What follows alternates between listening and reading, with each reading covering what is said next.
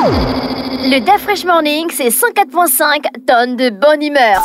Tous les matins. Ban FM, la station urbaine, et vous écoutez le DA Fresh Morning, le réveil matinal, le plus de la capitale sur la radio. Le plus de la capitale, on est avec Samantha Eva. Samantha, bonjour. Bonjour. Pourquoi tu es souriante comme ça? Tu as passé bien la Saint-Valentin? Non, mais c'est ton sourire qui me fait... Oh, mais je suis content de te voir. Comment ça, qu'un gars ne va pas être content de voir sa petite soeur? Non, mais ça va, ça va. Tu as bien passé la Saint-Valentin? En tout cas, ça va. Alors, aujourd'hui, on parle de santé mentale. Oui, santé mentale. Donc, René, tu connais la santé mentale? Oui, DA Fresh, je connais Tu as la une bonne santé mentale? Je suppose que j'ai une bonne santé mentale, à part si j'apprends encore autre chose venant de Samantha, parce que parfois tu te dis que tu es en bonne santé, entre-temps on va peut-être te donner une certaine définition de la bonne santé, ou encore on va te donner certains critères, encore caractéristiques d'une bonne santé, donc on attend d'avoir plus d'informations avec Samantha. Qu'est-ce qu'est la santé mentale et que signifie-t-elle et comment se distingue-t-elle de l'absence de maladie mentale? Alors, quand on parle de santé mentale, automatiquement, on fait allusion à la maladie mentale. Parce que si on n'est pas malade, on est forcément en bonne santé. Donc, la santé mentale, c'est le fait d'être à l'aise, ne pas avoir de problème, avoir la facilité de résoudre les différents problèmes qu'on peut affronter au courant de la journée, de la vie, etc. Ça dépend de la période. Et puis, c'est le fait de ne pas trop prendre sur soi les différentes difficultés auxquelles on est confronté. Donc, on est en pleine forme, on ne fait pas une fixation sur un quelconque problème ou une quelconque situation, un quelconque état, mais on vit normalement en se disant que ce qui doit arriver et on garde toujours la pêche, on profite parfaitement de sa vie. C'est ça, avoir une bonne santé mentale. Ah, donc j'ai une bonne santé, c'est bon. Donc, et quels sont les principaux facteurs qui influencent la santé mentale d'une personne? Alors, en ce qui concerne les facteurs, on a plusieurs facteurs qui interviennent. On a les facteurs individuels, on a les facteurs sociaux, environnementaux, etc. Mais en ce qui concerne les facteurs individuels, déjà, on va parler, par exemple, des prédispositions biologiques, parce qu'il y a certaines pathologies que les parents transmettent à leurs enfants, biologiquement, génétiquement. Donc, ça peut perturber la santé mentale d'un individu.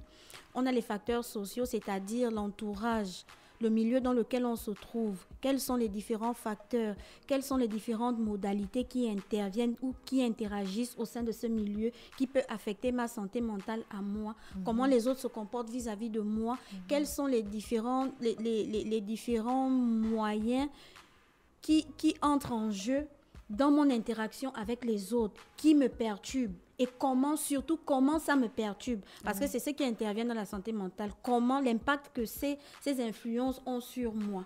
Donc, que ça soit sur le côté individuel, que ça soit une influence sociétale, que ça soit environnementale, ça dépend. Parce que quand on parle d'environnement, par exemple, on aura ici, là, les différents milieux, les caractéristiques du milieu, les espaces, les différents, par exemple, les panneaux publicitaires, les monuments, les différentes maisons. Par exemple, moi, je vis dans une maison qui n'est pas convenable, à mon sens, bien sûr, et que, par exemple, mon voisin vive dans un palace.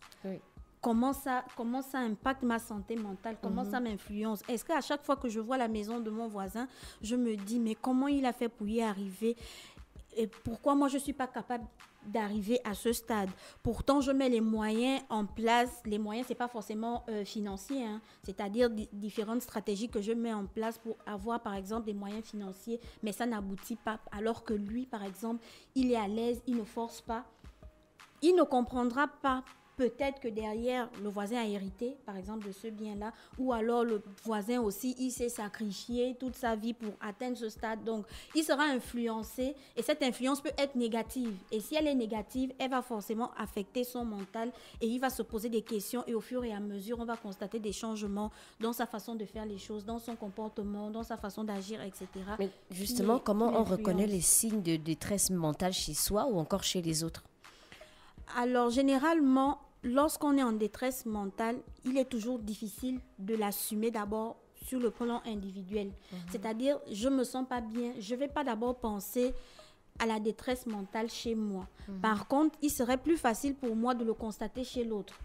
Pour le constater chez l'autre, il faut d'abord passer du temps avec cette personne. Donc, c'est quelqu'un que j'ai l'habitude de fréquenter. Je connais ses habitudes, je sais comment cette personne fonctionne. Et puis, à un moment donné, je me rends compte qu'il y a eu un décalage. La personne ne se comporte plus de la même façon.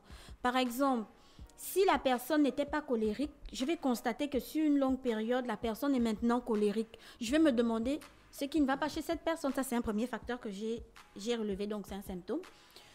Si je vis avec la personne, je vais constater par exemple qu'elle a des troubles du sommeil. Elle ne dort plus du tout de la nuit ou alors elle passe tout son temps à dormir, ça dépend. Je vais constater les troubles alimentaires chez la personne. Je vais constater que la personne commence à parler seule même. Et lorsque je me rapproche pour essayer de comprendre ce que dit la personne, parfois j'ai du mal à percevoir ce que la personne dit. Donc sur ce coup, tu vois que tu as pu constater qu'il y a eu un décalage. Il y a eu un changement dans la façon d'agir, de se comporter, de parler de la personne. Donc, sur le coup, je peux affirmer que cette personne a un problème avec son mental. C'est qu'il y a quelque chose qui ne va pas. Parce qu'il y a forcément un élément déclencheur. Et l'élément déclencheur, c'est cet élément-là, justement, qui va bouleverser le comportement de la personne. Et quelles sont les conséquences d'une mauvaise santé sur la vie, que ce soit personnelle, professionnelle ou encore sociale? Alors, les conséquences ici sont relatives au fait que si j'ai une mauvaise santé mentale, tu vois que ça va forcément troubler mes relations avec les autres. Parce que sur le plan individuel, ça va forcément bouleverser mon comportement, ma façon d'agir. Mais surtout avec les autres, c'est plus visible. Pourquoi? Parce que ça va complètement dégrader mes relations avec les autres. Parce que les autres ne pourront plus supporter ma charge émotionnelle. Maintenant, ma charge émotionnelle, elle a quel impact sur mon entourage? Parce que justement, c'est la caractéristique de cet impact-là qui définit le bon côté ou le mauvais côté de la condition dans laquelle je me trouve.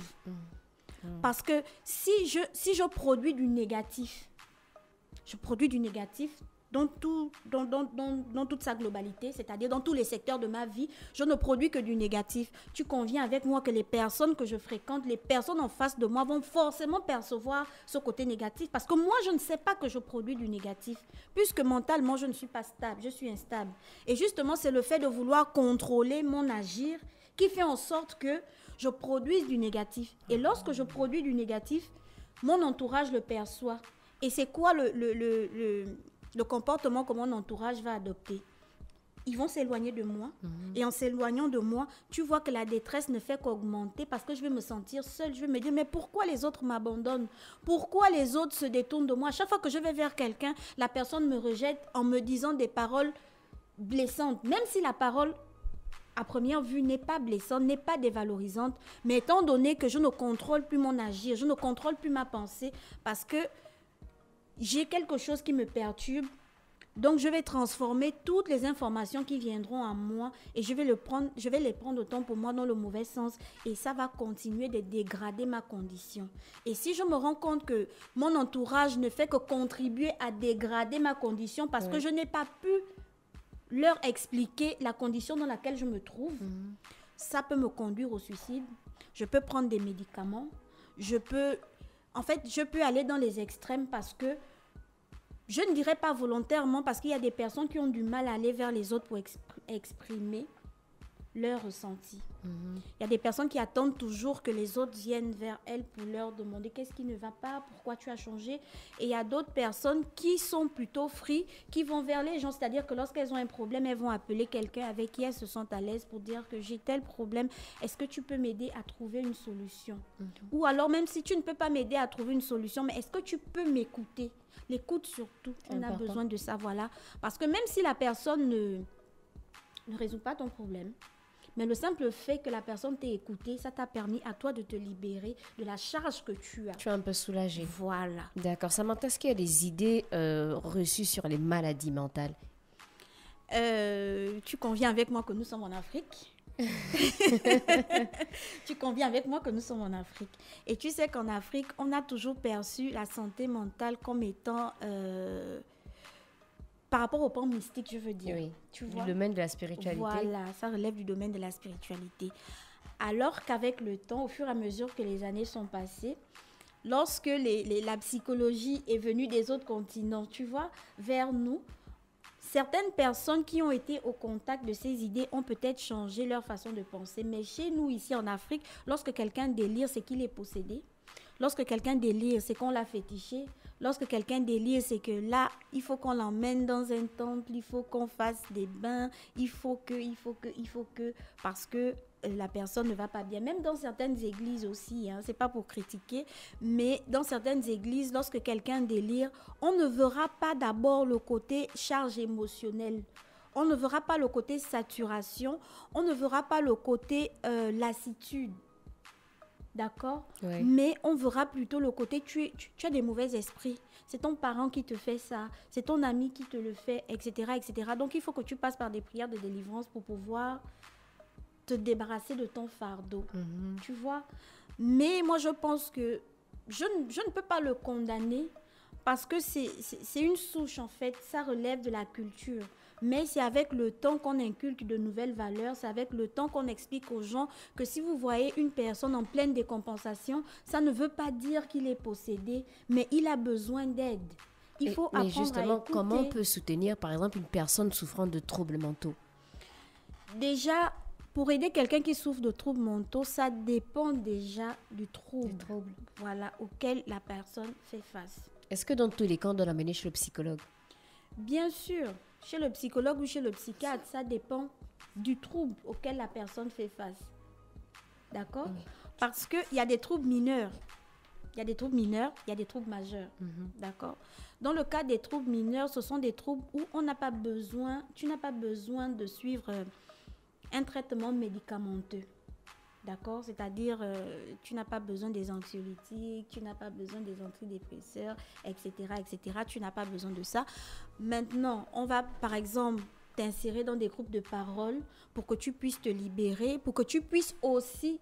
Le but des groupes de parole, c'est quoi? C'est qu'on se retrouve, on est peut-être 10 personnes et chacun va raconter son histoire. Par exemple, qui cadre avec ce que toi, tu vis. Et la personne va dire comment elle a fait pour sortir de là. Ça pourra t'aider, ça pourra apporter des pistes de solution à ta condition, à toi, pour que tu puisses retrouver rapidement ta santé mentale. Mais si c'est le cas des troubles majeurs, dans le cas des pathologies comme par exemple la schizophrénie, les borderline, tu vois, dans les psychoses en fait, dans toutes les différentes psychoses auxquelles, les différentes psychoses qu'on a, qui sont répertoriées. Si tu fais face à une psychose, tu conviens avec moi que si le délire est le point majeur de ta pathologie, on ne peut pas te laisser avec les autres. On ne peut pas déjà t'envoyer dans un groupe de parole. On va d'abord t'interner. On va te donner des traitements médicamenteux pour te stabiliser d'abord. Parce que si tu es stable, on peut maintenant apporter des pistes de solution à ta condition. Parce qu'il y a aussi des maladies mentales qui ne guérissent pas en fait. D'accord. Ça veut dire quoi? Ça veut dire que même si tu es traité, même si tu es suivi par un psychologue, même si tu es suivi par un psychiatre, il peut améliorer ta condition, mais pas éradiquer complètement la pathologie. D'accord. Et quel est le rôle de la prévention dans la santé mentale et comment elle peut être mise en œuvre efficacement? Alors, dans le cadre de la prévention, déjà, prévention, c'est quoi? C'est mettre des moyens en place pour éviter certaines situations. Donc, si dans certains milieux, par exemple, à l'école déjà, dans les petites classes là, depuis les petites classes, on commence déjà à parler de la santé mentale aux enfants. Dans le milieu professionnel, on fait des ateliers pour parler de la santé mentale aux travailleurs, dans des publicités, etc. Ça permettra aux gens de se stabiliser en fait. Parce que j'ai déjà entendu parler de telles choses. Si je me lance dans ça, ça peut me conduire, autant pour moi, dans une situation négative, dans une situation néfaste. Et cette situation-là pourrait me pousser à la décompensation dans les cas extrêmes. D'accord? Les cas extrêmes, c'est lorsque la personne n'a pas pu gérer sa charge émotionnelle, elle n'a pas pu trouver le moyen de dépasser la condition dans laquelle elle se trouve. Donc, elle a complètement déliré. Et en délirant, on va maintenant trouver le type de pathologie qu'a la personne. Quand je parle de pathologie, je parle de pathologie mentale, bien sûr. Donc, la sensibilisation ici est un point fort parce qu'elle nous permet de nous maintenir à la limite, en fait, pour éviter de basculer. Parce que lorsque j'ai un problème, si je ne sais pas comment faire pour résoudre mon problème, si je ne sais pas que pour résoudre un problème, il faut que j'en parle, pour que quelqu'un m'aide à trouver des solutions. Si je ne le sais pas et que j'essaye à chaque fois moi-même de résoudre des problèmes sans solution, ça va forcément me produire un choc émotionnel. Et ce choc émotionnel, peut-être que je ne pourrai pas le surmonter parce que je ne sais pas quel impact ce choc émotionnel pourra avoir sur moi, sur mon entourage. D'accord. Samantha, quelle est l'importance de la littératie en santé mentale et comment elle peut être améliorée? Alors, je pense que j'avais même déjà répondu à cette question parce que la littératie, c'est quoi? C'est le fait d'apprendre aux enfants, soit par la lecture, soit par l'écriture, soit par des sensibilisations, en fait, pour qu'ils puissent mieux comprendre l'information qu'on leur donne. D'accord? Donc, c'est important parce que dès le bas âge, si on commence déjà à inculquer à un enfant des valeurs, ça entre en compte dans le cadre de l'éducation lorsqu'on éduque un enfant. Les valeurs que tu transmets à cet enfant, qu'est-ce qu'il en fait? Il les applique, n'est-ce pas? Oui. Pour être un adulte équilibré. Donc, c'est dans ce cadre aussi, on inculque des valeurs, on inculque des notions en relation avec la santé mentale pour que l'enfant, lorsqu'il grandit, il sache que si j'applique un comportement A, là, le résultat, c'est le comportement B. Et le comportement B peut avoir plusieurs variations. Donc, il faut à chaque fois inculquer des valeurs, même aux adultes, pas seulement aux enfants, parce qu'il y a des adultes aujourd'hui qui n'ont jamais entendu parler de santé mentale. Donc, il faut vraiment continuer avec la sensibilisation, ne pas arrêter, utiliser tous les canaux possibles pour apporter de nouvelles informations sur la santé mentale afin que tout un chacun puisse avoir des notions et que ces notions puissent permettre de se stabiliser sur le plan émotionnel d'abord et puis le reste pourra suivre. Samantha, comment les nouvelles technologies et les médias sociaux influencent-ils la santé mentale, notamment chez les jeunes? Alors déjà, les jeunes passent tout leur temps sur les canaux médiatiques, Oui. d'accord? Donc, il y a des contenus. Je parlerai ici en termes de contenu. Il y a certains contenus qui ne sont pas adaptés à certains âges. D'accord? Et pour te donner plus d'éclaircies, tu vois, lorsque tu regardes un film, avant que le film ne commence, on va dire par exemple, ce programme est interdit Au moins 2. Au moins 2. Il y a cette caractéristique-là. Il y a aussi des films où lorsque ça commence, on dit ce film contient des images photosensibles. Je crois un truc comme ça. Oui, pouvant heurter la sensibilité. Voilà, pouvant heurter la sensibilité. Ça veut dire quoi? Ça veut dire qu'eux, ils se sont déjà rendus compte qu'il y a plusieurs catégories de personnes. Et les différentes catégories de personnes correspondent à différentes façons de penser, à différentes façons d'appréhender certains types de contenus. Donc, quelqu'un, par exemple, sur TikTok, je prends un exemple comme ça, quelqu'un sur TikTok qui fait dans le maquillage professionnel, c'est-à-dire le maquillage pas pour embellir, mais plutôt, par exemple, qui se déguise. Oui. Voilà, tu vois un peu ce dont je veux parler. Oui. Tu imagines si un enfant tombe sur ça? Quel impact ça peut avoir sur lui? Est-ce que l'enfant comprend tout de suite que le contenu, en fait, c'est parce que la personne cherche, par exemple, du boulot sur les plateaux de films et tout pour maquiller les zombies, etc., etc. Est-ce que l'enfant qui tombe sur ça, il sait à la base le message derrière le contenu? Non. Est-ce qu'il peut traduire le message derrière le contenu? Mais ça heurte sa sensibilité. Il peut faire des cauchemars. Et c'est quoi l'impact des cauchemars chez un enfant? Il n'est pas stable. Il est extrêmement agité. Le parent comprendra tout de suite qu'il y a quelque chose qui ne va pas chez l'enfant. Maintenant, si l'enfant évolue dans un milieu où le parent l'interdit de toucher, d'aller sur les réseaux sociaux, en fait. Donc, tu vois qu'il ne pourra pas dire à son parent qu'en fait, je suis allé sur les réseaux sociaux et je suis tombé sur un contenu choquant. Donc, il va préférer cacher ça et ça va le dégrader au fur et à mesure jusqu'au niveau où il sera incontrôlable.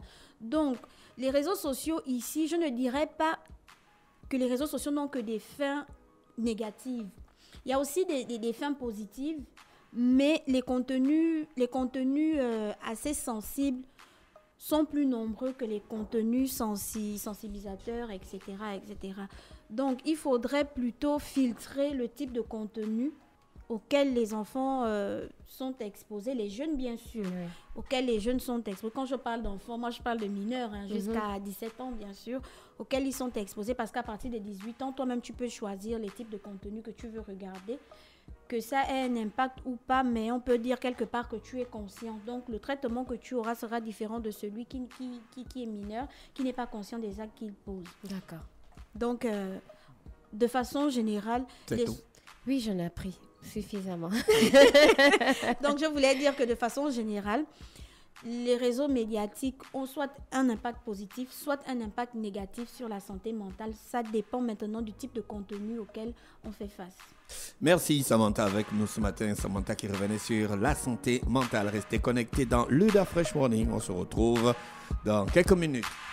Le DAF Fresh Morning, c'est 104.5 tonnes de bonne humeur. Tous les matins,